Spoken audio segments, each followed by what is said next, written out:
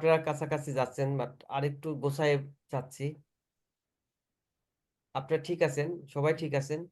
আর কেউ যদি একটু রেসপন্স করতেন।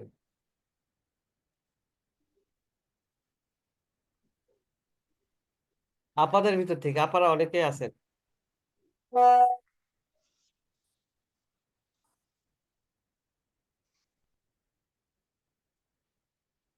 আগে কিছু বলতে পারলেন না, না? আচ্ছা, আচ্ছা, রিজনেবল অ্যাসুরেন্সটা কি দ্য লেভেল অফ, হ্যাঁ, মানে আমরা হচ্ছে মানে যতটুকু ইনফরমেশনের উপর বেস করে অডিট করি, ততটুকু ইনফরমেশনের উপর বেস করে যখন হচ্ছে আমরা মানে অ্যাসুরেন্সটা দেই, যেমন আমরা বলি যে আহ, এতটুকু ইনফরমেশন অডিট করে আমরা তেমন কোনো মানে ফল্ট বা ফল্ট পাইনি। মানে একটা আচ্ছা, আর আচ্ছা, কি মানে কি বলে এটা আর কি যে আচ্ছা, thank you, thank you, Mehedi, thank you. আচ্ছা, আমি একটু বললে দেখেন, যখন আপনি ওই যে অ্যাসুরেন্সের বইয়ে দেখবেন রিজনেবল অ্যাসুরেন্সের এটার ডেফিনেশন বলা আছে, ওখানে বলা আছে যে the level of assurance is high but not absolute. মানে এখন আমরা কেন বলতেছি যে এটা নট অ্যাবসলিউট, বিকজ অফ যে আপনারা যে অ্যান্সার গুলো দিলেন, এটা হচ্ছে আমরা স্যাম্পলিং করি। আমরা মানে হয়তো আমাদের ওই যে গাইডলাইন আছে বা আমাদের যে এনগেজমেন্ট লেটার আছে, ওই স্কোপের ভিতরে যেভাবে ডিজাইন করা আছে ওই অনুযায়ী কাজ করি। যার কারণে আমরা এটা অ্যাবসলিউট অ্যাসুরেন্স দিতে পারি না। এবং আরেকটা লজিক হচ্ছে যে আপনি ধরেন, আপনি যদি গ্রামীণ ফোনের অডিটর হন বা রবির অডিটর হন বা ব্রিটিশ আমেরিকা বা লোকাল যে বড় বড় স্কোয়ার বা অন্যান্য যে বড় বড় কোম্পানি আছে, এখানে দেখবেন প্রতিদিনে থাউজেন্ডস ট্রানজাকশন হচ্ছে বা হচ্ছে। এখন আপনাকে যদি বলা হয় যে আপনি এখানে অ্যাবসলিউট অ্যাসুরেন্স দিবেন, তার মানে 100% আপনি কাজ করবেন এবং সেটার উপরে আপনি ওপিনিয়ন দেবেন। Is it possible? এটা কি সম্ভব? সম্ভব না। সম্ভব না। বিকজ অফ আপ- আ- আপনি দিনে কয়টা ট্রানজাকশন, সেখানে কোটি কোটি হাজার হাজার ট্রানজাকশন। এই যে গ্রামীণ ফোনে যতগুলো ফোন কল, মিস কল থেকে শুরু করে যতগুলো, এই সবগুলোই এক ট্রানজাকশন। হ্যাঁ, তো এগুলো আসলে তো এটা পসিবল না। সারা বাংলাদেশের যত সেফার আছে সব বা ফার্মকে এনগেজ করলেও তারা এই 100% ট্রানজাকশন দেখে শেষ করতে পারবে না।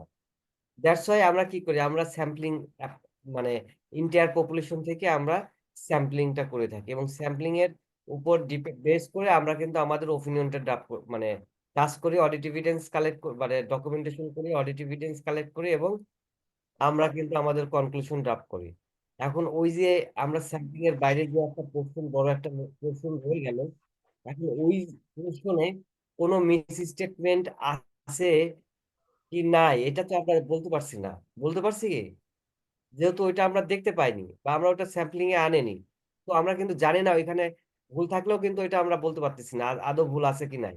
দ্যাটস ওয়াই আমরা কিন্তু এই যে অ্যাসুরেন্স, এই অ্যাসুরেন্সটা কিন্তু আমরা অ্যাবসলিউট বলতে পারতেছি না, কারণ আমরা এখানে স্যাম্পলিং অ্যাপ্লাই করছি এবং স্যাম্পলিং এর বাইরে যে ট্রানজাকশন আছে ওই ট্রানজাকশন গুলো আমরা জানি না ওইখানে ইরর ফ্রি কিনা।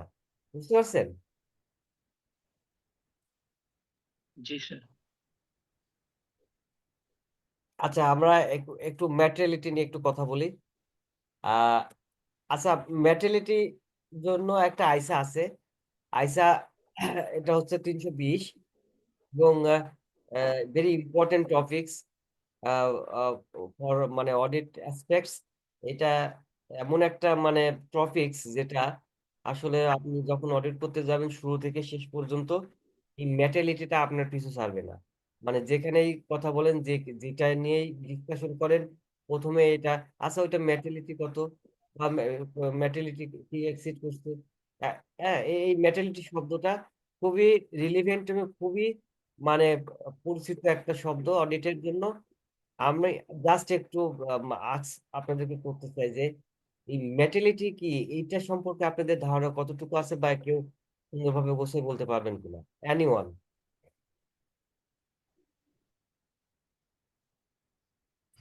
স্যার ম্যাটারনিটি বলতে কি স্যার জিনিসটা আর কি বোঝাচ্ছে যে আমার যে ডকুমেন্টটা বা আমার এখানে যে ইনফরমেশন গুলো আছে এগুলা কতটা অ্যাকুরেট বা অ্যাবসলিউট। আর আচ্ছা, আর কেউ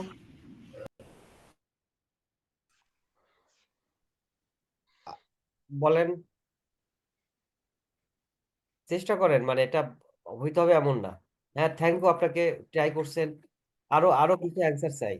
মানে ম্যাটেরিয়ালিটি সম্পর্কে একদম এক্সাক্ট ধারণা নেই, বাট যেটা বুঝি ধরা যাক রিডিংয়ের 5% বা 2% যদি স্যাম্পলিং করতে চাই ওই মধ্যে, ওইভাবে স্যাম্পলিং করাটাই হচ্ছে এক ধরনের ম্যাটেরিয়ালিটি। আচ্ছা, হ্যাঁ, আপনারা ঠিক আছেন। আরো একটু প্রিসাইজ অ্যান্সার চাচ্ছি। আরো মানে কি শব্দটা চাচ্ছি? মানে মেটালিটির একটা স্যার কি শব্দ?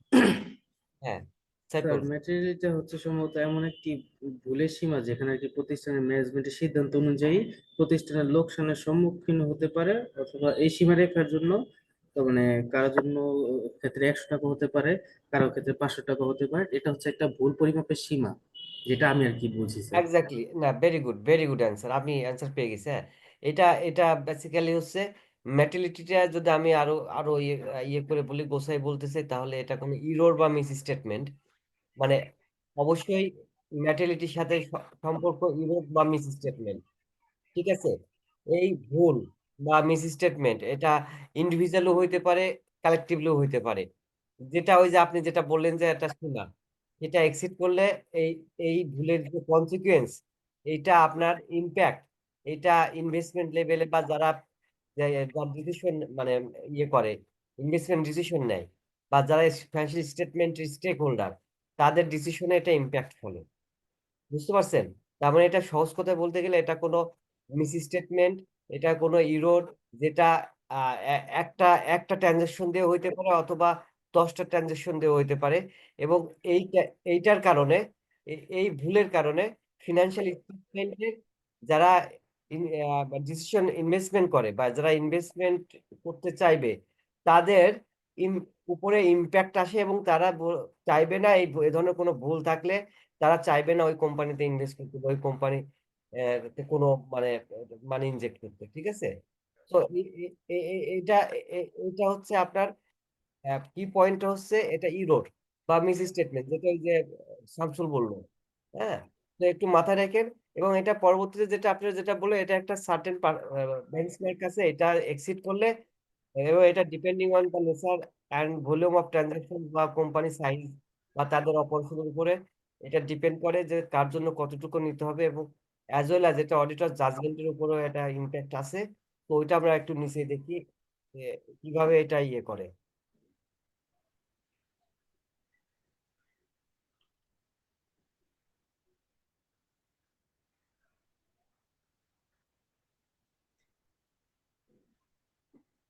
এই দেখেন, এটা টেবিল দেখা যাচ্ছে, দেখতে পাচ্ছেন টেবিল? না স্যার, দেখতে পাচ্ছি না। আমার আমার স্লাইড কি দেখতে পাচ্ছেন? স্লাইড দেখতে পাচ্ছি বাট টেবিল দেখতে পাচ্ছি না। কি বলেন? ফার্স্টে স্যার যেটা শেয়ার করছিলেন শুধু সেইটাই দেখতেছি। হ্যাঁ, ইনিশিয়ালি যেটা শেয়ার করছিলেন ওই স্যার লিস্টটা ফার্স্টে ওই যে ফোল্ডারের ভিতর যে জিনিসটা আছে স্যার, ওই জিনিসটাই আমরা দেখতে পাচ্ছি, এছাড়া কোনো টেবিল কোনো কিছু দেখা যাচ্ছে না। আর সেটা বলবেন না ভাই। আহ, আমি তো এটা ধরেই বলে যাচ্ছি আপনাদেরকে।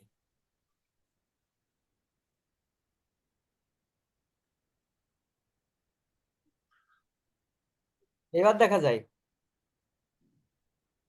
না স্যার। না স্যার। না স্যার। আচ্ছা, আবার শেয়ার করে নো দিই। স্যার। আমরা শুধু আলামিন আপনরে দেখতে পাচ্ছি কিসের ভিতরে একটা। আচ্ছা আচ্ছা, এটা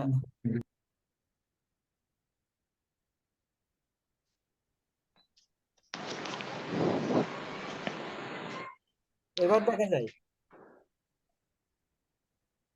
স্যার এখনো কিছু আসেনি। কিছুই আসেনি? না স্যার, ব্ল্যাঙ্ক।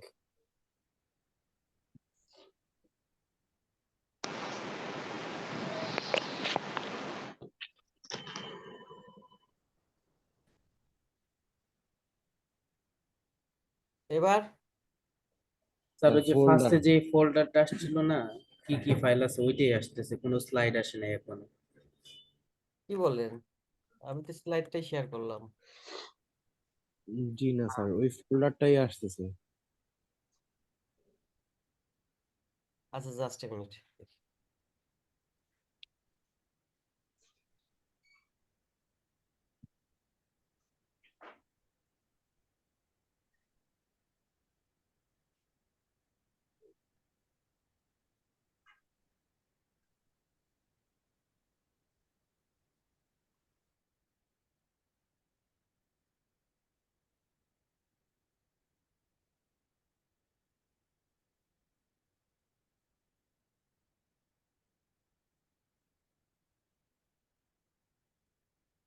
দেখা গেলে কেউ বলে না, জি স্যার, এখন দেখা যাচ্ছে। দেখা যাচ্ছে না। জি জি স্যার। স্যার।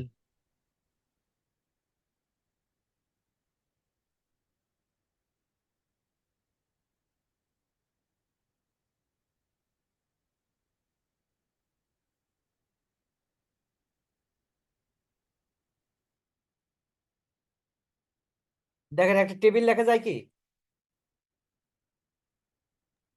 জি sir. Sir maturity. Materiality IAS 320। জি জি, দেখেন এখানে বলা আছে মেজারমেন্ট মানে মেটালিটি, যে আপনি ইয়ে করবেন মেজার করবেন, এটা বেসিসটা মেজারমেন্ট বেসিস। এবং রাইটে দেখবেন একটা রেঞ্জ, পার্সেন্টেন্সের রেঞ্জ দেওয়া আছে, যেটা ওই যে আপনারা বললেন যে একটা পার্সেন্টেন্স থাকে, হ্যাঁ।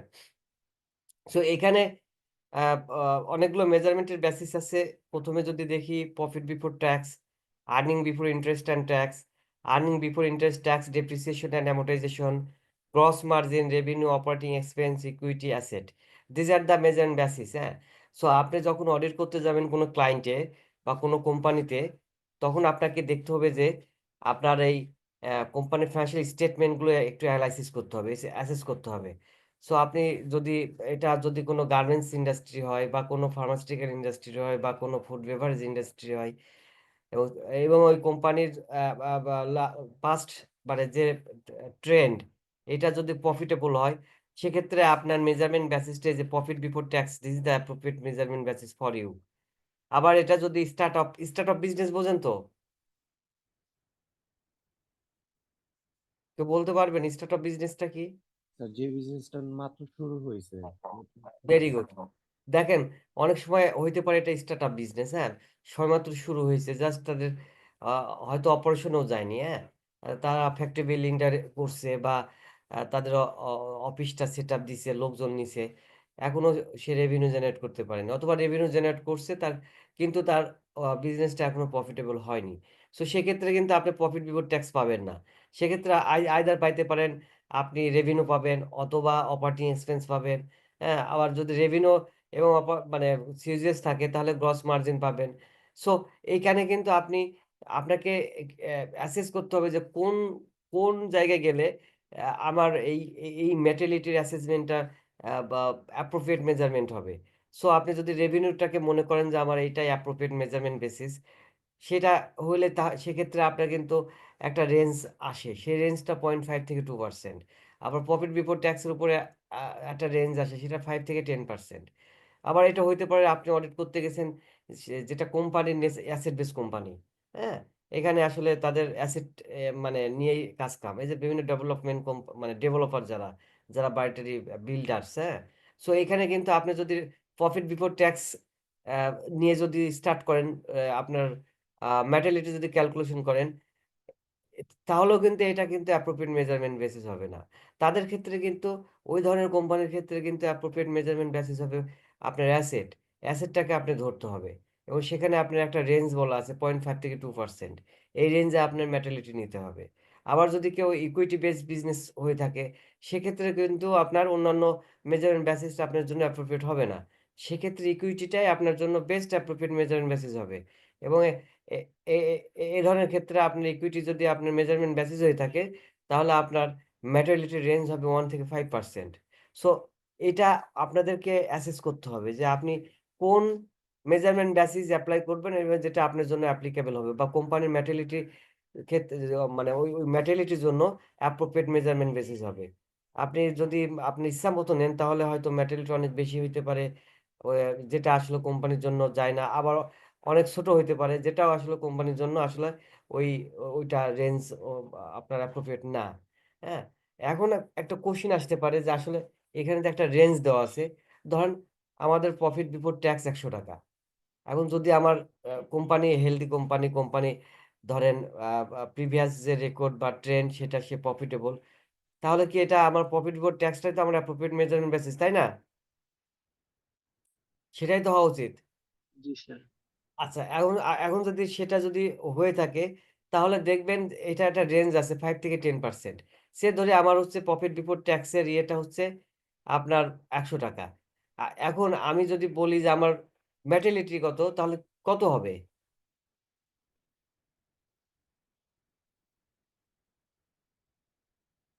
কে বলবেন?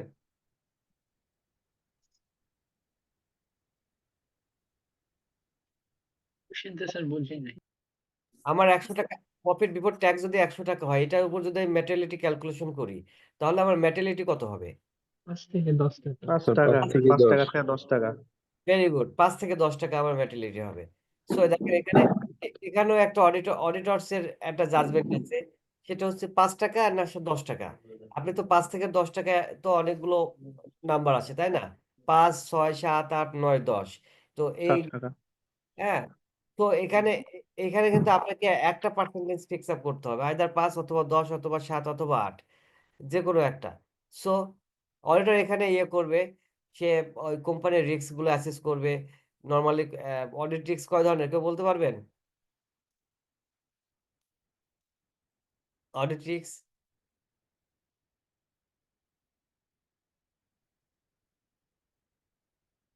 কেউ কেউ একজন বলেন না, অডিট রিস্ক। স্যার আইডিয়া নাই স্যার। আচ্ছা, অডিটের রিস্ক বেসিক্যালি 3 ধরনের। সেটা হচ্ছে, প্রথম হচ্ছে ইনহেরেন্ট রিস্ক, সেকেন্ড হচ্ছে কন্ট্রোল রিস্ক, ও থার্ড হচ্ছে ডিটেকশন রিস্ক। সো এই যে ইনহেরেন্ট রিস্ক, আপনার কোম্পানির ইনহেরেন্ট রিস্কটাকে অ্যাসেস করতে হবে, কি কি ইনহেরেন্ট রিস্ক আছে এবং রিস্কটা থাকলে কতটুকু মানে রিস্ক, এটা হাই রিস্ক না মডারেট না লো, মানে লেভেলটা, রিস্কের লেভেল। এরপর আপনার কন্ট্রোল রিস্কটা আপনাকে দেখতে হবে। কন্ট্রোল রিস্কের ক্ষেত্রে আপনাকে ওইভাবে সেম ভাবে অ্যাসেস করতে হবে, যেটা কন্ট্রোল রিস্কটা হাই না লো না মিডিয়াম। দেন আপনার ডিটেকশন রিস্কটা দেখতে হবে। সো ডিটেকশন রিস্কটা বেসিক্যালি এটা অডিটরস লেভেলে হয়ে থাকে। ইনহেরেন্ট রিস্ক এবং কন্ট্রোল রিস্ক এটা উইদিন দ্য কোম্পানি লেভেল, বা ডিটেকশন রিস্কটা হচ্ছে অডিটরস লেভেল। এটার এটা এমন, আপনি কোনো কোম্পানিতে অডিট করতেছেন, বাট কোনো মিস স্টেটমেন্ট ওই কোম্পানির ফিনান্সিয়াল স্টেটমেন্টে এক্সিস্ট করে, যেটা আসলে আপনি ধরতে পারেননি বা আপনি চোখে পড়েনি, বাট ওই মিস স্টেটমেন্টটা ক্যারি ফরওয়ার্ড হচ্ছে এবং এটা ম্যাটেরিয়ালও হইতে পারে। সো এটা অডিটর লেভেলের রিস্ক। সো এই 3টা রিস্ক অ্যাসেস করার পরে আপনাকে আসলে চিন্তা ভাবনা করতে হবে যে আমি তাহলে এটার জন্য মেটালিটি আমার কত নিতে হবে বা কত পার্সেন্টেজ। সো যেহেতু 5-10 আছে, আপনি এই রেঞ্জের মধ্যে নিতে পারবেন, বাট আমরা সাজেস্ট করি যে আপনার 5%টা this is the very safest position. আপনার 10% যদি আপনি কখনো মেটালিটিতে যান বা ওই হায়ার লেভেল হায়ার পার্সেন্টেজটা যদি চুজ করেন, সেক্ষেত্রে there may be questions why you are taking the higher one, and as auditor you must have to justify the reasons for this. হ্যাঁ, সো আপনি যখন হায়ার লেভেলটে যাবেন, 10-এ যাবেন, তখন অবশ্যই আপনাকে জাস্টিফিকেশনে দিতে হবে যে আমি এই কারণে আমি মনে করেছি যে এটা এই কোম্পানি রিস্ক কম, এই কোম্পানির আমার রিস্ক মানে ওই ধরনের কোনো ইয়ে নাই, ম্যাটেরিয়াল কোনো মানে মিস স্টেটমেন্ট হয়নি, বা আমাদের কাছে মনে হচ্ছে যে এর কন্ট্রোল টেস্টগুলো যে রেজাল্ট এগুলোই ভেরি ইফেক্টিভ, এবং কন্ট্রোল মেকানিজম গুলো খুব ভালো, কন্ট্রোল এনভায়রনমেন্টটা ভালো। হ্যাঁ, তার কোনো ফ্রড হওয়ার কোনো সুযোগ নাই। ওভারঅল এইসব কিছু কনসিডারেশন করে আমার কাছে মনে হয়েছে যে 10% আমরা নিতে পারি হায়ার ওয়ানটা। সো এটা অডিটর জাস্টিফিকেশন দিবে কেন সে 10% নিছে। এখন আমার কোশ্চিন আপনাদের উপর, 5% নিলে এটার ইম্প্যাক্ট কি? মেটালিটি যদি 5% হয়, এটার ইম্প্যাক্ট কি আর 10% এর ইম্প্যাক্ট কি? এটা কি কেউ মানে এটা এক্সিকিউশন লেভেলে যদি আমি এই চিন্তাটা করি, কেউ কি বলতে পারবেন? 5% ধরেন আমি ম্যাটারিটি 5% নিলাম, আর মানে কেউ নিল 10%। তাহলে এইটার ভিতরে আমার ইয়েটা কি? মানে আমার আ স আ মানে স্কোপে এটার চেঞ্জটা কি? মানে আপনাকে কি ফেস করতে হবে এই মেটালিটির কারণে? ট্রানজেকশন লিস্ট কম বেশি হবে। এক্সাক্টলি। 5% নিলে কি আপনার ট্রান্সেকশন বাড়বে না কমবে? অবশ্যই বাড়বে, আর 10% নিলে অনেকটাই কমে যাবে। Very good. দেখেন আপনি যখন 5% নিবেন, তাহলে তখন আপনার হচ্ছে মেটালিটি ছোট হয়ে যাওয়া মানে আপনার বা ওই যে ভাউসিং বা স্যাম্পলিং, এটা এটার নাম্বার বেড়ে যাবে। যদি স্যাম্পলের নাম্বার বেড়ে যায় তাহলে আপনি কাজ করতে হবে বেশি। আর যখন স্যাম্পলিং এর নাম্বার কমে যাবে তখন আপনাকে কাজ করতে হবে কম। বুঝতে পারছেন? সো যদি যদি আপনি ছোট পার্সেন্টেজটা নেন, তাহলে আপনার রিস্কটা মানে আপনি আপনি কাভারেজটা বেশি দিবেন। একেতে আপনি স্যাম্পলিং করতেছেন, এরপরেও যদি কম স্যাম্পলিং করেন তাহলে কি রিস্কটা একটু বেশি থাকলো না? আর যদি আপনি বেশি স্যাম্পলিং করেন, বেশি বাউন্সিং করেন, তাহলে আপনার কিন্তু রিস্ক লেভেলটা একটু কমে যায়। সো এটা ভেরি গুড অ্যান্সার, একেবারে মানে অ্যাকর্ডিংলি অ্যান্সার দিয়েছেন। তো আমি এটাই জানতে চাচ্ছিলাম। এখন আসেন, আমরা আ আ যখন কোনো ট্রান্সেকশন লেভেলে গিয়ে আমরা কাজ করি, ধরেন আমাদের অ্যাকাউন্টস এর হেডে তো নরমালি আমাদের অ্যাকাউন্টস এর ব্যালেন্স শিট আইটেম এবং প্রফিট এন্ড লস বা পারফরম্যান্স এই ২ টাকে আমরা ইয়ে করি, তাই না? কাজ করি। সো আ কাজ করতে গিয়ে হয়তো আপনাদের একটা টিমে কাজ করেন এবং টিমে কিন্তু বেশ মানে একাধিক মেম্বার থাকে যারা কাজের অ্যালোকেশন গুলো করা হয়ে থাকে ফার্ম লেভেল থেকে বা ম্যানেজার লেভেল থেকে, বা আপনার সিনিয়ররা কাজের অ্যালোকেশন করে দেয় এবং ওই অনুযায়ী কিন্তু আপনারা অডিটে গিয়ে কাজ করেন। সো ধরেন রেভিনিউ, আপনাকে বলা হলো যে তুমি ইনকামের পোরশনটুকু দেখো এবং রেভিনিউ পার্টটা স্পেসিফিক্যালি রেভিনিউ এইটা বাউন্সিং করতে হবে বা এখানে কাজ করতে হবে। সো এখন দেখেন, আপনি যখন রেভিনিউতে কাজ করবেন বা আমি এক্সাম্পল হিসেবে দিচ্ছি, তখন কিন্তু আপনাকে ১ম এই লাগবে ওই রেভিনিউ জিএলটা, তাই না? সেটাই তো লাগবে। জি স্যার। আচ্ছা। দেখেন রেভিনিউ জিএলটা নেওয়ার পরে এরপরে আপনাকে কিন্তু ওই রেভিনিউ হেডে এটার কিন্তু আপনার আ রিস্ক কিন্তু মানে রিস্ক কিন্তু এটা তো আগেই অ্যাসেস করতে হয়। মানে রিস্কের কম্বাইন্ড রিস্ক অ্যাসেসমেন্ট যেটা বলি সিআরএ, এটা কিন্তু মানে আপ আ আ আচ্ছা, আমি আরেকটু বলে নিই, অডিট কিন্তু ৩ টা ফেজে হয়, হ্যাঁ? অডিটের কিন্তু ফেজ ৩ টা। একটা হচ্ছে প্ল্যানিং স্টেজ, মানে যেখানে আপনি প্ল্যান করবেন, হ্যাঁ? যেখানে আপনি প্ল্যানিং কাজগুলো করবেন। এই কাজগুলোর মধ্যে আপনার থাকে আ আ কোম্পানি বা বিজনেস সম্পর্কে জানা, তার ফাইন্যান্সিং সম্পর্কে জানা, তার আ কাস্টমার সম্পর্কে জানা, কারা কাস্টমার, মেজর কাস্টমার কে, সাপ্লায়ার কে, হ্যাঁ? এরপরে আপনার থাকে হচ্ছে অ্যা আপনার এই যে control control assessment, entity level control সম্পর্কে আপনার ডিটেইলস আন্ডারস্ট্যান্ডিং নেওয়া, হ্যাঁ? এরপরে আপনার রিলেটেড পার্টি ট্রান্সেকশন কারা এদের সম্পর্কে আপনার জানা। দেন আপনার ফ্রড ইনভেস্টিগেট করা। ফ্রড নিয়ে এটাই আপনাকে ডিটেইলস কাজ করা। তারপরে আপনার হচ্ছে যে প্ল্যানিং ম্যাটেরিয়ালিটি, যেটা ওই যে আমরা বলতেছি ম্যাটেরিয়ালিটি। মানে বছরের কাজের শুরুতে এফএস পাওয়ার আগেই আপনাকে বা এফএস পেয়ে গেলে একটা ম্যাটেরিয়ালিটি ক্যালকুলেশন করতে হবে। এই ম্যাটেরিয়ালিটি ক্যালকুলেশন করা, ফিন্যান্সিয়াল স্টেটমেন্টের যে পারফরম্যান্স, হ্যাঁ? যে পিএনএল, সেই ড্রাফট এফএস থেকে পিএনএল এনালাইসিস করা। মানে এগুলো প্ল্যানিং স্টেজের কাজ। দেন আপনার আসে এক্সিকিউশন। এক্সিকিউশনে এসে আপনি যে কাজটা করবেন, আপনার এফএস দেওয়া হবে, আপনার জিএল, টিবি, জিএল এগুলো দেওয়া হবে। আপনি এখানে ভাউসিং করবেন এবং এ মানে ফিল্ড লেভেলের যে কাজগুলো আমরা বলি, এই কাজগুলো করা। অ্যান্ড থার্ড লেভেলে হচ্ছে কনক্লুশন। আপনি এই যে কাজগুলো করলেন এক্সিকিউশনে করার পরে যে রেজাল্টটা, সেইটা কনক্লুশনে আপনি ড্রাফট করবেন। ফাইনালি রিপোর্ট দিয়ে মানে অডিট ওপিনিয়ন দিয়ে এটা ক্লোজ করবেন। বুঝতে পারছেন? এই ৩ টা লেয়ারে কাজগুলো করা হয়ে থাকে। সো আমরা যেটা ছিলাম যে আমরা রেভিনিউতে এখন ভাউসিং করব বা রেভিনিউ স্যাম্পলিং করব। সো রেভিনিউ স্যাম্পলিং করতে গিয়ে ১ম এই আপনাকে আ বা ইয়ে করতে হবে যে আমার মেটালিটি কত। সো মেটালিটি ধরেন আমার ৳৫। এখন এই পার্টিকুলার রেভিনিউর জন্য কত মানে ৳৫ অ্যাজ এ হোল কোম্পানির জন্য ম্যাটেরিয়ালিটি। ঠিক আছে? এখন আপনাকে চিন্তা করতে হবে এই রেভিনিউর জন্য আমার কত ম্যাটেরিয়ালিটি বা মানে পারফরম্যান্স ম্যাটেরিয়ালিটি কত? বুঝতে পারছেন?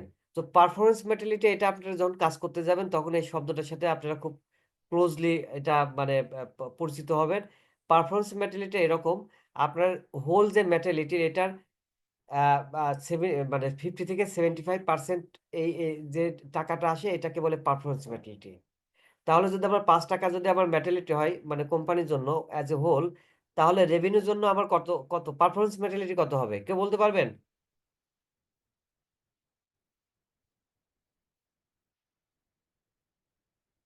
হ্যাঁ? একটু বলেন না।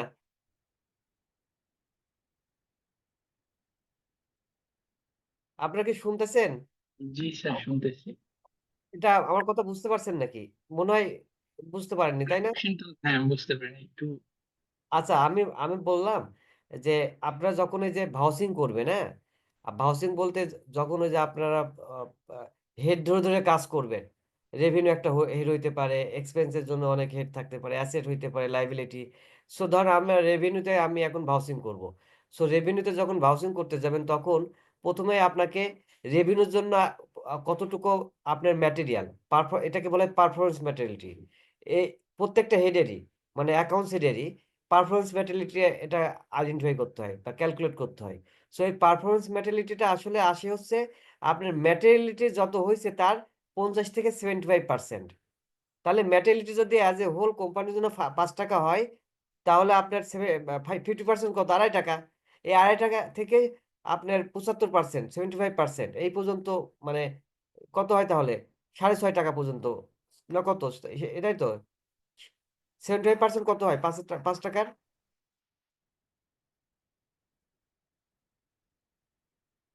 ৬.৫ না? ৬.৫ 3.75 হ্যাঁ? 3.75%. হ্যাঁ, হ্যাঁ। হ্যাঁ, তাহলে এই যে এইটা হচ্ছে আপনার রেভিনিউর জন্য পারফরম্যান্স মেটালিটি। পারফরম্যান্স মেটালিটি কেন ইয়ে করা হয়? এটাকে আরেকটা ভাষায় মানে আরেকটা শব্দ বলা হয় এটাকে কি আইটেম। মানে কি আইটেম। তো আপনি পারফরম্যান্স মেটালিটি যখন এই ৳৩.৫ আপনি আইডেন্টিফাই করতে পারবেন যে এই টাকাটা আমার পারফরম্যান্স মেটালিটি রেভিনিউর জন্য এবং আপনাকে এট দ্য সেম টাইম ওই রেভিনিউর যে জিএলটা, এক্সেল যেটা আপনি পেয়েছেন বা হার্ড কপি এখানে আপনাকে দেখতে হবে যে ৳৩.৫ র উপরে মানে পারফরম্যান্স মেটালিটির উপরে কোনো সিঙ্গেল ট্রান্সেকশন আছে কিনা। বুঝতে পারছেন? জি স্যার। এটা আপনাকে আইডেন্টিফাই করতে হবে। যদি কোনো সিঙ্গেল ট্রান্সেকশন থাকে এই ৳৩.৫ র উপরে তাহলে ওইটাকে বলা হয় আপনার হচ্ছে কি আইটেম। ওই অ্যামাউন্টটাকে বলা হয় কি আইটেম। আর কি আইটেমের উপরে কোনো স্যাম্পলিং হয় না।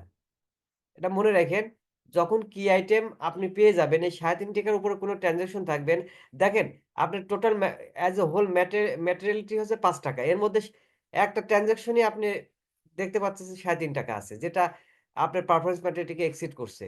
সো তার মানে কি এই ট্রান্সেকশনের উপরে আসলে আপনার কোনো স্যাম্পলিং চলবে না। এটা আপনাকে 100% টেস্ট করতে হবে। কেন করে এটা? এটাকে আমাদের রিস্কটাকে যত আমরা রিজনেবল অ্যাসুরেন্স দিচ্ছি। সো এই রিজনেবল অ্যাসুরেন্স দিতে গেলে যত ধরনের মানে যত রিস্ক মিনিমাইজ করা যায়। সো আপনি যদি এই ৳৩.৫ ট্রান্সেকশন যদি আপনি যদি ১০ টা পান এরকম, ওই ১০ টার উপর আপনাকে 100% টেস্ট করতে হবে। ১০ টা ট্রান্সেকশন আপনাকে দেখতে হবে। এই ১০ টা ট্রান্সেকশন দেখার পরে রিমেইনিং যে ট্রান্সেকশন থাকবে, ওইগুলোর উপর আপনাকে স্যাম্পলিং করতে হবে। বুঝতে পারছেন? জি স্যার। এখন স্যাম্পলিং এর একটা ম্যাট্রিক্স আছে। মানে একটা ফর্মুলা আছে। এখন আপনি যে স্যাম্পলিং করবেন, ধরেন ১০০ টা ট্রান্সেকশন আছে। এর মধ্যে ১০ টা কি আইটেম ওই পারফরম্যান্স ম্যাটেরিয়ালটির উপরে ট্রান্সেকশন হইছে। তাহলে থাকলো কতা? ৯০ টা, তাই না? এখন জি এই ৯০ টার মধ্যে আপনাকে কয়টা স্যাম্পলিং করতে হবে? এটা একটা ম্যাট্রিক্স আছে, একটা ক্যালকুলেশন আছে।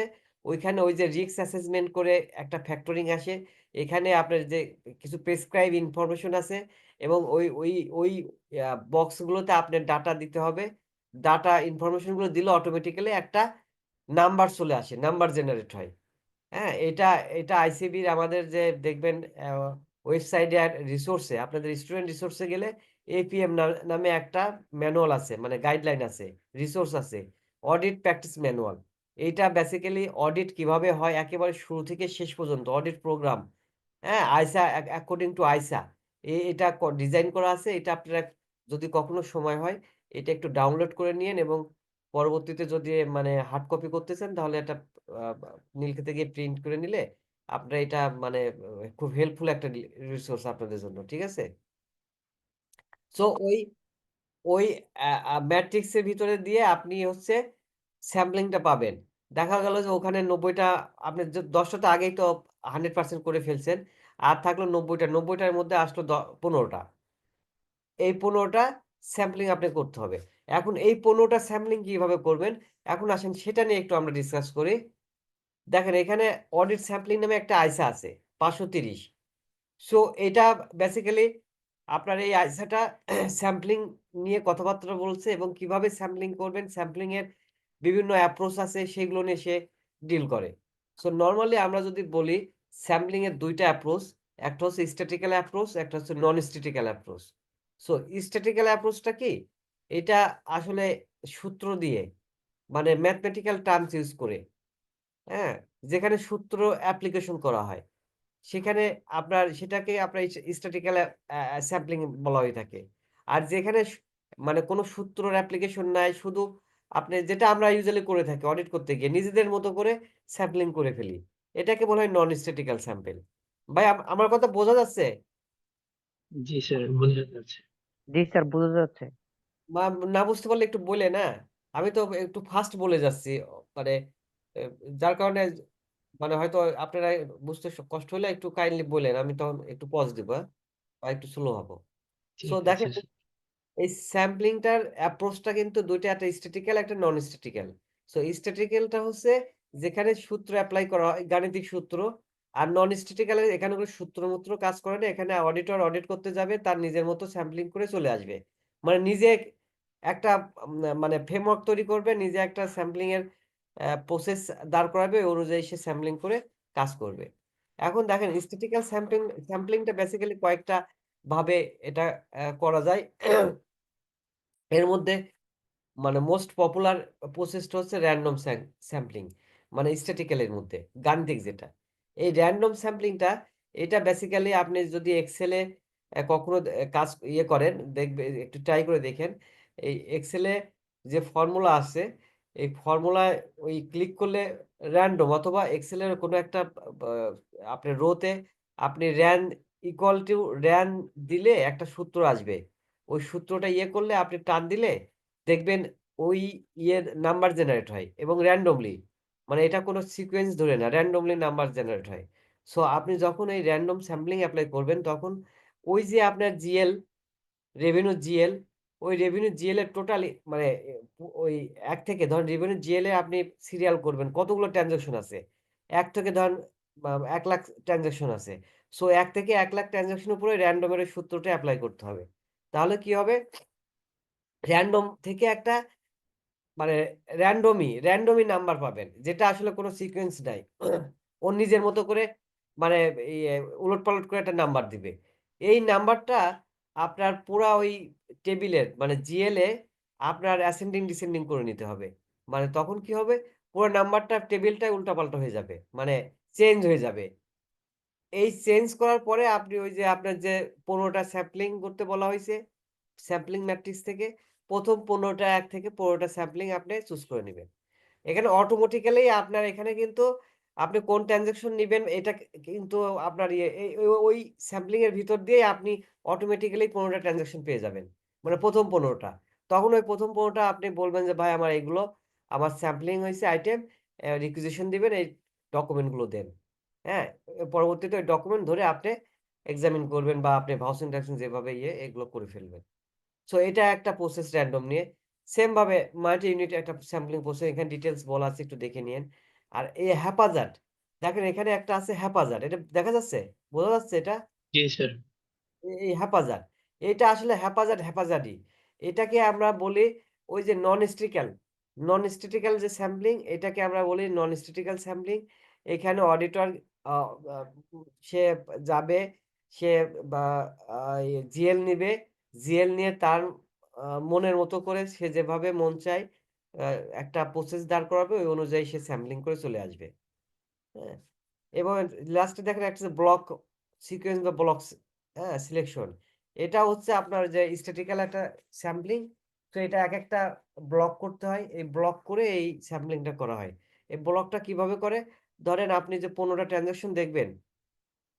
সো টোটাল যে আপনার ১,০০,০০০ ট্রান্সেকশন আছে, এর মধ্যে ১৫ টা ট্রান্সেকশন দেখবেন। সো মানে ১,০০,০০০ কে ১৫ দিয়ে ভাগ করলে একটা আসবে, এটাকে একটা ব্লক করতে হবে। এটা ধরেন ১ থেকে ১০০ সে ১ থেকে ১০০ একটা ব্লক। তাহলে ১ নম্বর ভাউচার আপনি নিবেন, এরপরে ১০০ নিবেন। এরপরে নিবেন হচ্ছে কত? ২০০। ২০০ র পরে নিবেন ৩০০।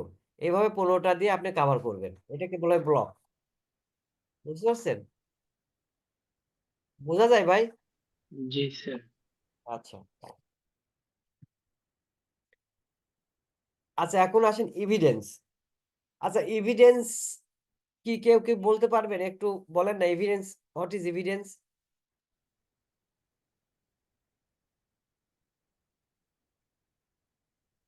অথবা আ অথবা একটু আমাকে বলেন এভিডেন্স এবং ডকুমেন্টের মধ্যে পার্থক্য কি? এভিডেন্স হচ্ছে অডিট করতে গিয়ে আমাদের যা যা প্রয়োজন হয়, একটা ওপিনিয়ন ড্র আউট করতে যা প্রয়োজন হয় তা হচ্ছে অডিট এভিডেন্স। আমাদের ফাইলে যা থাকে তা হচ্ছে ডকুমেন্ট। আরেকটু মানে বুঝতে পারিনি। আরেকবার বলেন। অডিট এভিডেন্স হচ্ছে আমরা অডিট করার সময় আমাদের যে ডকুমেন্টস গুলা আমাদের রিপোর্টে অপিনিয়ন ড্র করতে হেল্প করে। আচ্ছা, তাহলে অডিট আর এভিডেন্সের মধ্যে পার্থক্যটা কি? এভিডেন্স হচ্ছে আমার অপিনিয়ন দেওয়ার জন্য, আর ডকুমেন্ট? ডকুমেন্টস আমাদের ফাইলে যা থাকে সবগুলোই তো ডকুমেন্টস। আচ্ছা, হ্যাঁ, আপনি কাছাকাছি গেছেন। আহ, হ্যাঁ, এটা ট্রু, মানে আপনি যেটা বলছেন এটা ঠিক আছে। আর কেউ যদি একটু বলতেন। এনওয়ান, আর কেউ কি আছেন বলার মতো? মানে এভিডেন্স অ্যান্ড মানে ডকুমেন্ট, এটার ভিতর বেসিক পার্থক্যটা কি?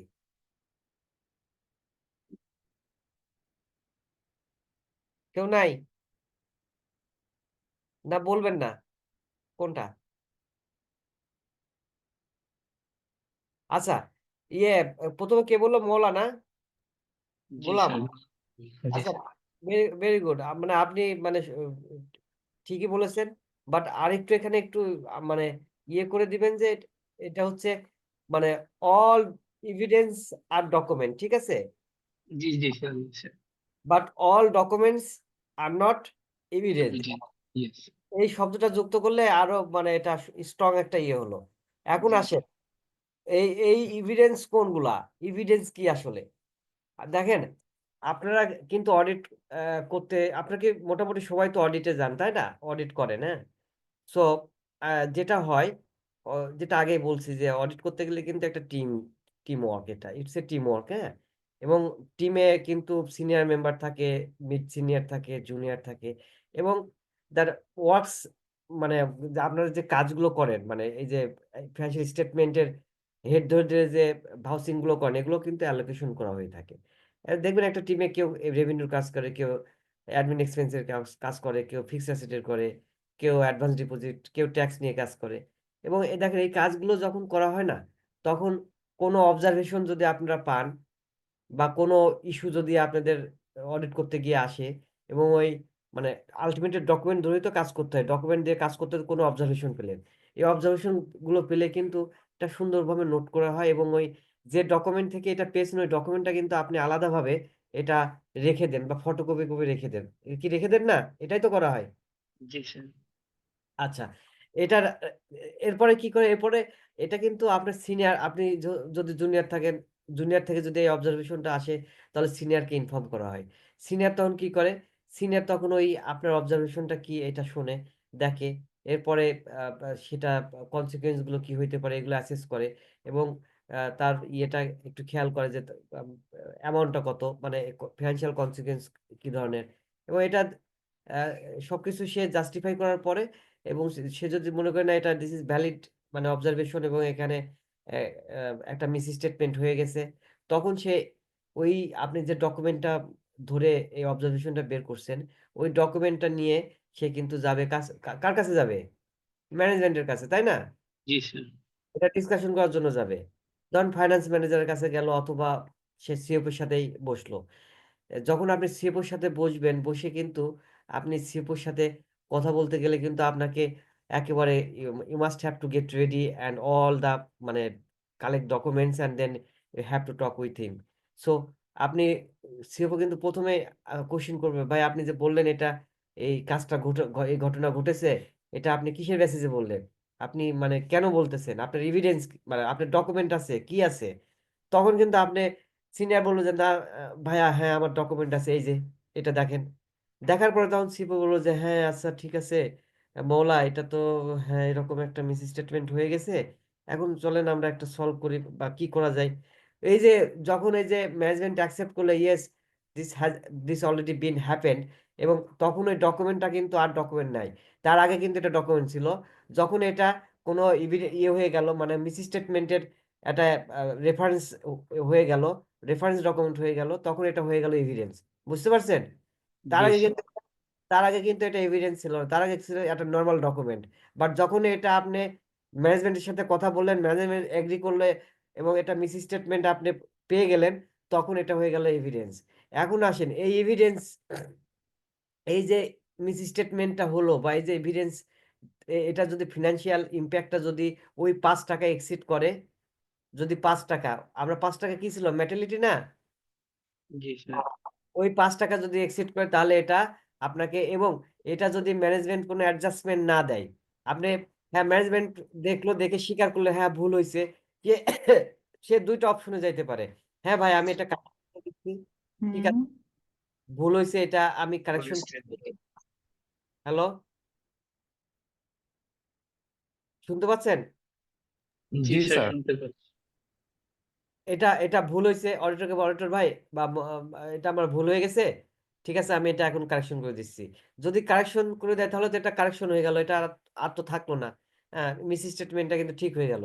যদি সে বলে না আমি এটা, আমার ফিনান্সিয়াল স্টেটমেন্ট তো ক্লোজ হয়ে গেছে, আমি আর এখন এনডি দিতে পারবো না, বা এটা আমি কারেকশন বা এনি সর্ট অফ রিজনস, মানে সে যদি আপনাকে দাঁড় করায়, এবং এন্ড অফ দ্য ডে সে যদি বলে যে আমি এটা আসলে ফিনান্সিয়াল স্টেটমেন্টে অ্যাডজাস্টমেন্ট দিতে পারবো না, তখন কিন্তু এটা যদি ম্যাটেরিয়াল হয়ে যায়, তাহলে অডিটর হিসেবে আপনার রেসপন্সিবিলিটি হচ্ছে আপনাকে এটাকে ফিনান্সিয়াল স্টেটমেন্টের যে আমাদের যে মানে আমাদের যে অংশ, যে রিপোর্ট, এই বা ওপিনিয়ন, এই ওপিনিয়নে এটাকে আপনাকে অ্যাড্রেস করতে হবে। বুঝতে পারছেন? জি স্যার। স্যার। এটা জি এটা স্যার। এটা হচ্ছে এভিডেন্সের, আপনি মানে তার মানে পার্থক্য যদি বলে, পার্থক্য একটাই, আপনি সকল এভিডেন্সই ডকুমেন্ট, বা সকল ডকুমেন্টই এভিডেন্স না। আরো যদি বলি, আপনার মলার কথা যদি বলি, এই এভিডেন্সটা আমার ওপিনিয়নে গিয়ে এটার একটা ইয়ে আছে, ইম্পর্টেন্সই আছে, কারণ আমি যখন ওপিনিয়ন দিব, যদি সেটা কোয়ালিফাইড হয়ে যায়, ওপিনিয়নটা যদি কোয়ালিফাইড হয়, তখন কোয়ালিফাইড হলে এভিডেন্স ছাড়া আপনি কোয়ালিফাইড ওপিনিয়ন দিতে পারবেন না। বুঝতে পারছেন? জি স্যার। জি স্যার। আ- এটা এখন আসেন, অডিট ওপিনিয়ন, আসলে অডিট রিপোর্ট কয় ধরনের হয় কেউ যদি বলতেন, আমি খুব শর্টলি বলে যাব। মেইনলি 2 ধরনের হয়। একটা হচ্ছে কোয়ালিফাইড আর একটা হচ্ছে আনকোয়ালিফাইড। আচ্ছা, বেসিক্যালি মৌলা যেটা বললো, 2 ধরনের, qualified and unqualified. Audit report দুইটাই, কোয়ালিফাইড অ্যান্ড আনকোয়ালিফাইড। এখন কোয়ালিফাইড রিপোর্টের মধ্যে আবার ক্লাসিফিকেশন আছে, এটা কয় ধরনের কেউ বলতে পারবেন? 3 স্যার, ধরনের অ্যাডভার্স আর disclaimer. Adverse. Very good, very good. Qualified itself একটা রিপোর্ট, কোয়ালিফাইড নিজেই একটা রিপোর্ট, অ্যাডভার্স একটা রিপোর্ট ওপিনিয়ন, আর ডিসক্লেমার ওপিনিয়ন। তো কখন রিপোর্টটা কোয়ালিফাইড হবে, এটা এগুলো বা এগুলো কিছু কন্ডিশন আছে। হ্যাঁ, বেসিক্যালি যেটা হয়, আপনার যদি কোনো মিস স্টেটমেন্ট যদি আপনি পেয়ে যান, এই যে আমরা যেটা বললাম 5 টাকা উপরে করে, মানে কোনো একটা ধরেন ইনভেন্টরি, আপনি ইনভেন্টরি কাউন্ট করতে গেছেন, আপনি কোম্পানির যে স্টোরে যে ম্যানেজার, সে আপনাকে একটা লিস্ট ধরাই দিল যে আমার এই সিস্টেমে ইনভেন্টরি আছে, আপনি ধরেন ফ্লোরে চলে গেলেন ইনভেন্টরি কাউন্ট করতে, এবং কাউন্ট করার শেষে এসে দেখলেন যে আমার ওই 6 টাকা ইনভেন্টরি আপনি মিলাইতে পারলেন না, এবং ম্যানেজমেন্টও এটা মিলাই দিতে পারলো না, এবং সে অ্যাগ্রি করলো যে আসলে আমার এখানে আর কিছু নাই, এই, এবং এটার জন্য সে অ্যাডজাস্টমেন্ট এন্ট্রি দিল না, বললো আমি দিতে পারবো না। এই যে 6 টাকা এই যে মিস স্টেটমেন্ট, তখন এটা কি, এটা কিন্তু ম্যাটেরিয়াল হয়ে গেল, বাট এই 6 টাকা কিন্তু পারভেসিভ না। পারভেসিভ হইতে হলে কি হতে হবে?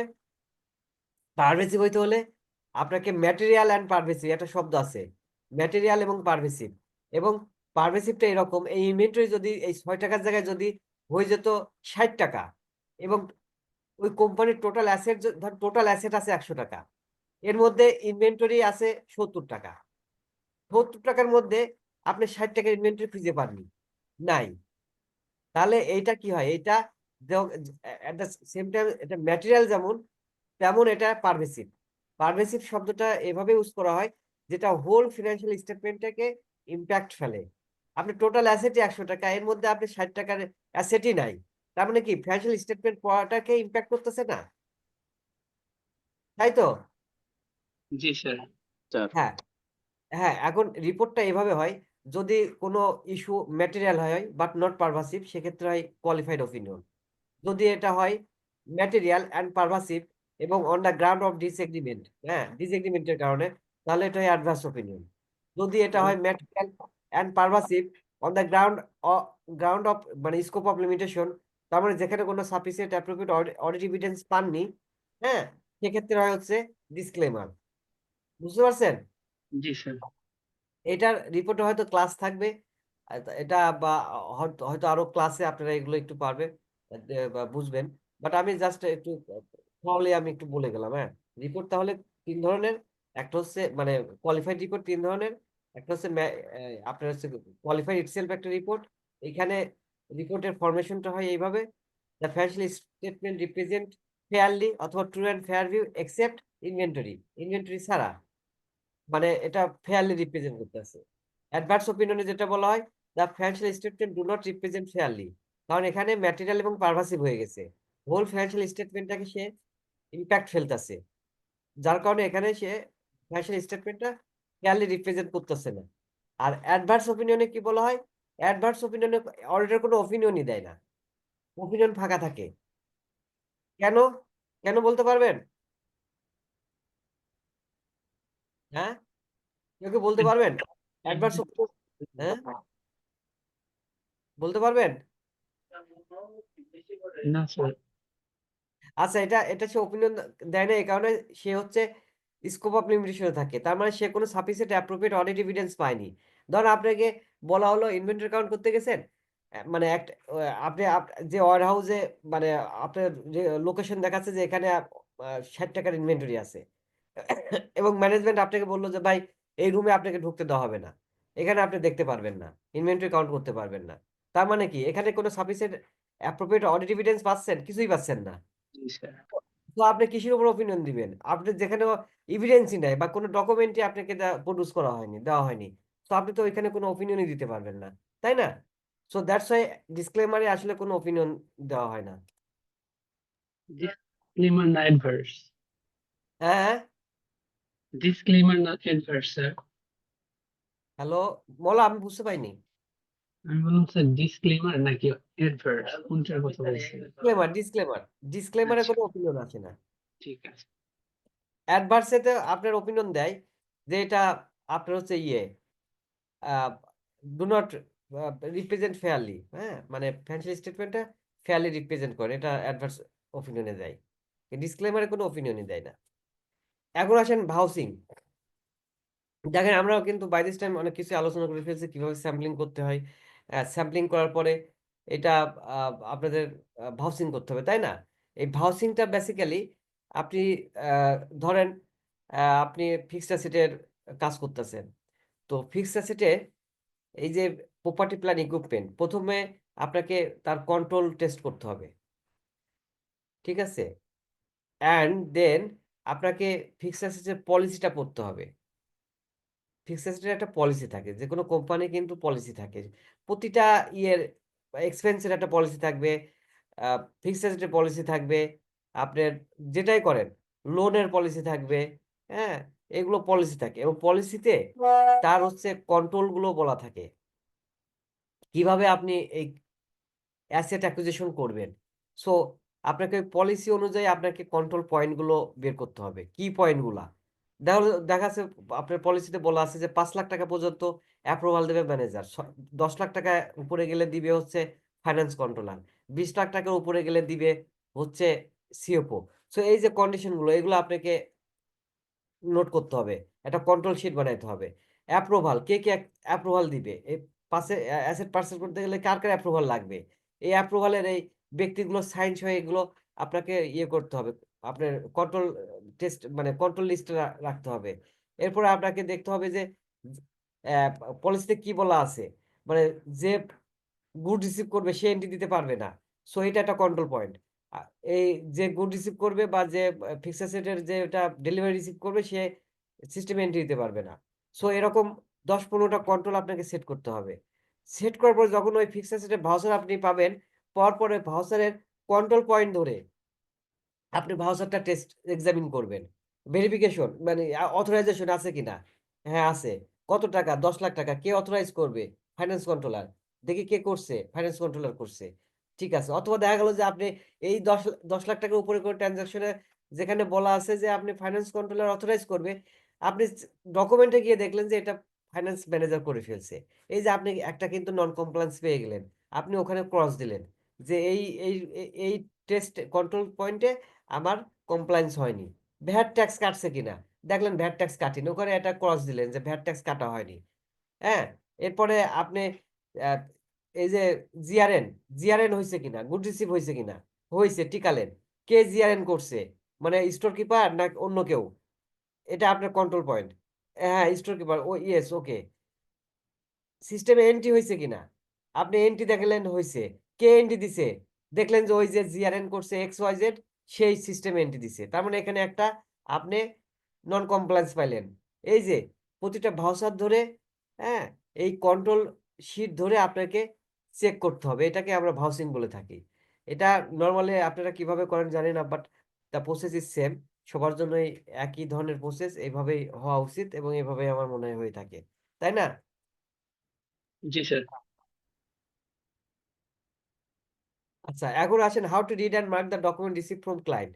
এটা আসলে ডকুমেন্টের আপনি কিভাবে ডকুমেন্ট রিসিভ করবেন এবং কিভাবে এটা ফাইলিং এ গোছাবেন, এটা ডিপেন্ড করে আপনারা কিভাবে ফাইলিংটা করেন, বাট একটা ফর্মাল ওয়ে আছে।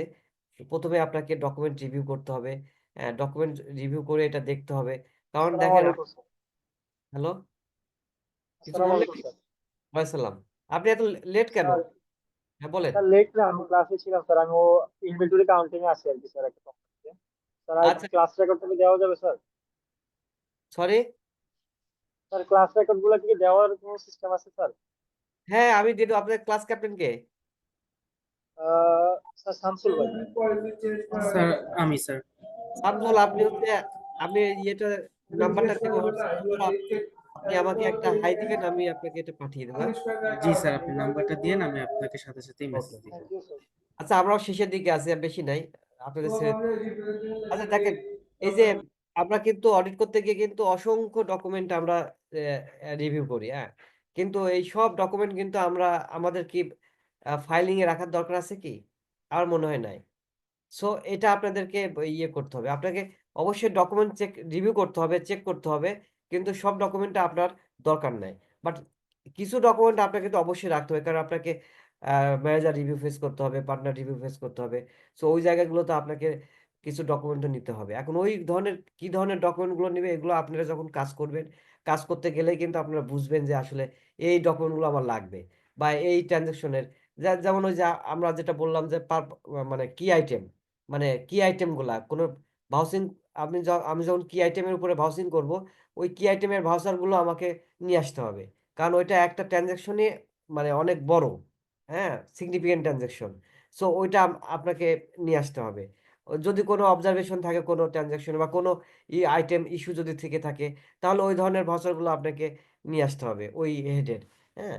সো এইগুলো আসলে আপনারা কাজ করতে গিয়ে এটা আসলে বুঝবেন যে আসলে কি কি জিনিসগুলো আমার ফাইলে রাখতে হয় এবং ফাইল কিভাবে গোছাইতে হয়, এটাও আসলে আহ, আপনাদের কাজ করতে গিয়ে সিনিয়ররা হয়তো অনেকেই বলে, বাট আমরা যেটা করে থাকি যখন আমরা ধরেন আপনারা তো এখন হয়তো হয়তো এই এক্সেলে সব কাজ করেন বা মানে ল্যাপটপে সব কাজ করেন, কিন্তু একটা সময় কিন্তু আমরা হচ্ছে সব হার্ড কপি মেনটেন করতাম এবং ম্যানুয়াল কাজ করতাম আমরা। ফার্ম থেকে প্যাড নিয়ে যেতাম, প্যাডের উপর সব হাতে ওয়ার্কিংস গুলো করতাম। সো তখন কিন্তু এই যে ডকুমেন্ট ফাইলিং এগুলো কিন্তু আপনি ওই সফট কপিতে কাজ করলে এটা ভালোভাবে ওইভাবে করতে পারবেন না। যখন আপনি ম্যানুয়াল কাজ করবেন এবং হার্ড কপি মেনটেন করবেন, তখন কিন্তু ডকুমেন্টেশন গুলো আসলে আপনি শিখবেন কিভাবে কোথায় রাখতে হয়। সো আমরা যখন ইয়ে করতাম তখন একটা ফোল্ডার ছিল, ওই ফোল্ডারে আপনার হচ্ছে ইয়ে ছিল, ওই অ্যাসেট, লাইবিলিটি, ইনকাম, এক্সপেন্স এগুলোর হেড করা ছিল, হ্যাঁ। এখন ওই হেড গুলো ধরে ধরে আমরা যে অ্যাসেটের ভাউসিং করতেছি সেই অ্যাসেটের হেডে ওই ইয়েগুলো স- যত ধরনের ওয়ার্কিং, যত ধরনের ভাউচার বা ক্যালকুলেশন ওগুলো রাখতাম এবং এগুলো আমরা ক্রস রেফারেন্সিং করতাম, হ্যাঁ। প্রথমে আমি আমার ওয়ার্কিংস থেকে আমি আহ, কিসে মানে নোট, ফিনান্সিয়াল স্টেটমেন্টের নোট, নোট থেকে আমার এই ইয়েতে যাইতাম আমরা জিএল থেকে আমরা যাইতাম হচ্ছে ডকুমেন্ট, মানে এগুলো ক্রস রেফারেন্সিং করে এগুলো আমরা সাজাইতাম। সো এতে কি হতো, যখন এই ফাইলটা কেউ দেখতো, ওই ফাইলটা দেখলে পারে এত চমৎকার গোছানো থাকতো এবং এত সুন্দর রেফারেন্সিং, ক্রস রেফারেন্সিং করা থাকতো, এটা আপনাকে বলতে হতো না। সে ফাইলটা নাড়াচাড়া করলে সে বুঝতো যে আসলে এইটা কাজ করছে, এটার কাজের ডকুমেন্ট গুলো খুব সুন্দরভাবে সাজানো আছে, রেফারেন্সিং ধরে ধরে আপনি ওইগুলো চেক করতে পারতেন। সো এখন এটা আসলে ওই যে সফটওয়্যার বেস কাজ হতে এই ফাইলিং বা রেফারেন্সিং গুলো এখন অনেকে এগুলো আসলে করা হয়ে থাকে না। হয়তো অনেকে আপনারা করেন, বাট এটা ভালো, হ্যাঁ, এটা উম, করলে ভালো। আচ্ছা, লাস্টে একটা ইয়ে আছে, ডকুমেন্ট রিটেনশন পলিসি। আচ্ছা, আমি এখানে একটা কোশ্চিন করতে চাই, ডকুমেন্ট আসলে অডিট ডকুমেন্ট কয় ধরনের হয়ে থাকে, কেউ বলতে পারবেন?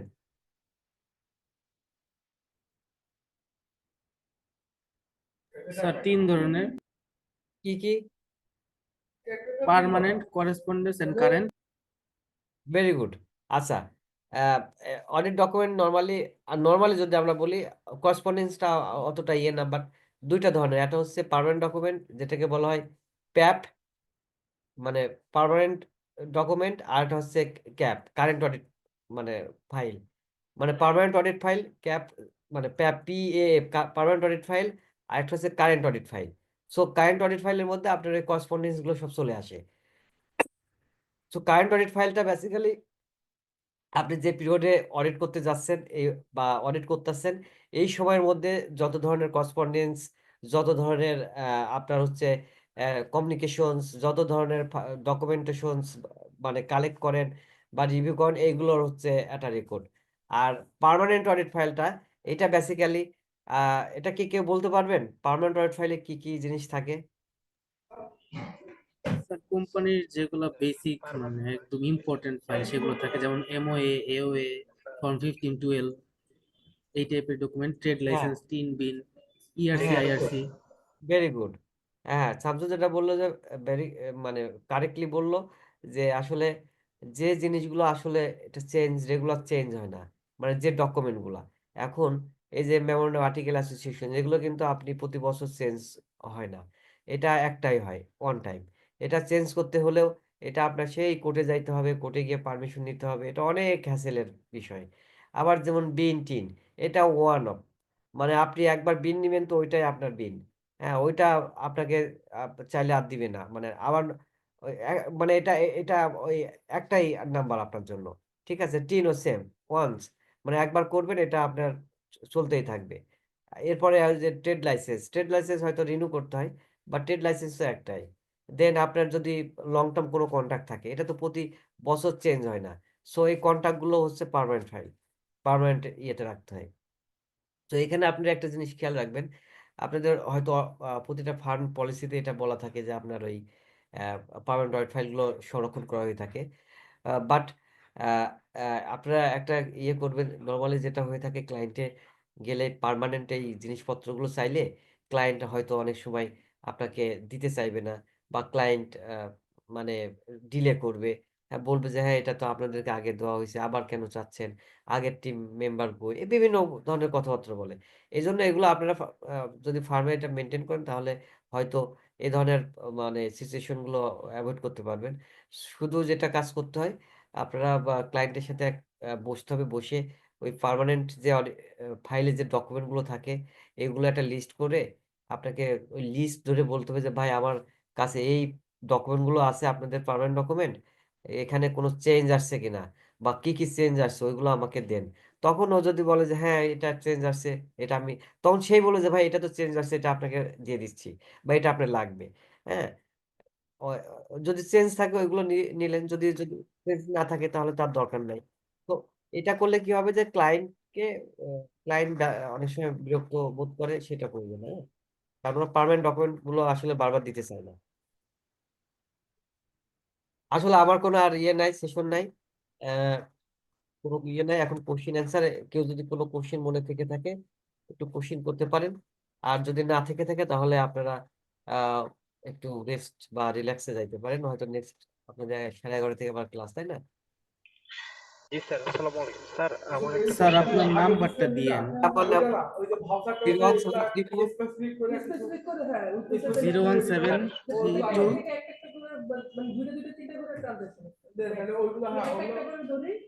79 79 38 38 37। 37। হ্যাঁ, স্যার এই যে আমি গ্রুপ চ্যাটে দিয়ে দিয়েছি, আপনি একটু দেখবেন নাম্বারটা ঠিক আছে কিনা। আমাকে একটা হোয়াটসঅ্যাপ ইয়ে দেন। জি স্যার। জিরো আমার চেক করেন, 01734793837। Okay, 01734 34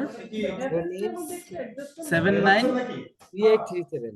3837 okay sir okay, thank you. হ্যাঁ, থ্যাংক ইউ আলা। স্যার আমার একটা কোশ্চেন ছিল স্যার। বলেন বলেন। All evidence are document but all documents are not evidence. এটা একটু এক্সপ্লেন করার ছিল স্যার, আমি এটা বুঝতে পারিনি। আচ্ছা, না আমরা যেটা বলছিলাম যে সব সব ডকুমেন্টই এভিডেন্স না, আবার সব এভিডেন্সই ডকুমেন্ট, এটাই আমাদের ইয়ে ছিল। ঠিক আছে, এখন ওই যে জি স্যার। যেটা যেটা কেন কেন বলা হয় এভিডেন্সটা, বেসিক্যালি এটা হইতে হয় অ্যাপ্রোপ্রিয়েট এবং মানে এটা বেসিক্যালি আপনি যখন ওই যে অডিট ওপিনিয়ন দিবেন না, জি তো অডিট ওপিনিয়নে যদি আপনি কোনো রিপোর্ট কোয়ালিফাই করেন, তো কোয়ালিফাই করলে আপনি কিসের উপরে কোয়ালিফাই করলেন, মানে এটা এটা আসলে মানে গ্রাউন্ডটা কি এবং ইস্যুটা কি, এটা ডিটেলস লিখতে হয়। লেখার পরে আপনার যে আহ, আহ, যে রিপোর্ট কোয়ালিফাই করলেন এটার জন্য আপনার সব ডকুমেন্ট, আপনার এই ফিল্ড ওয়ার্কে যত ধরনের ডকুমেন্ট আপনি এটা রিলেটেড পেয়েছেন, এই ডকুমেন্টগুলো সুন্দরভাবে আলাদা করে রাখতে হয়।